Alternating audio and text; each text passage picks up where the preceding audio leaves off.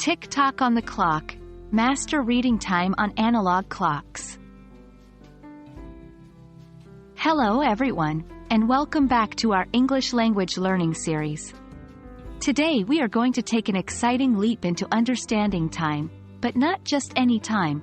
We're going to learn about reading time on various analog clocks.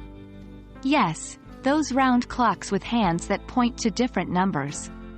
They may look a bit complicated, but I assure you, once we go through this together, you'll be reading time like a pro.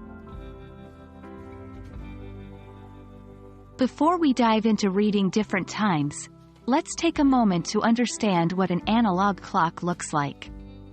An analog clock usually has a round face with two hands, a shorter one called the hour hand, and a longer one called the minute hand. Around the edge of the clock, you'll see numbers from 1 to 12.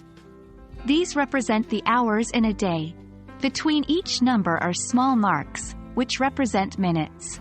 There are 60 of these minute marks, 5 between each pair of hour numbers. The key to reading an analog clock is to look at where the two hands are pointing. Let's start with the shorter hand, the hour hand. This hand points to the hour of the day. If it's pointing directly at a number, that's the current hour. If it's between two numbers, the hour is the smaller of the two numbers. Now, let's look at the minute hand, the longer one. Each number on the clock also represents a set of 5 minutes. So, if the minute hand is pointing at the 1, that means 5 minutes past the hour. If it's at 2, that's 10 minutes, and so on.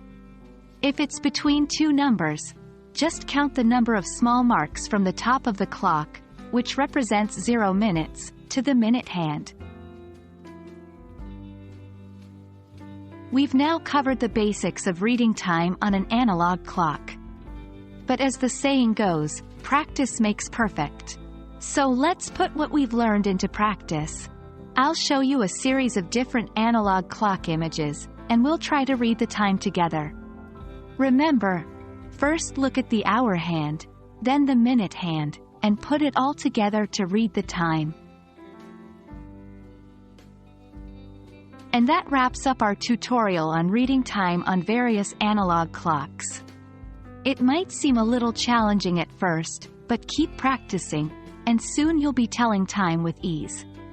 Remember, start with the hour hand, then move to the minute hand, and you've got it. Thank you for joining me in this learning journey. Keep practicing, and I'll see you in our next English language learning video. Happy learning!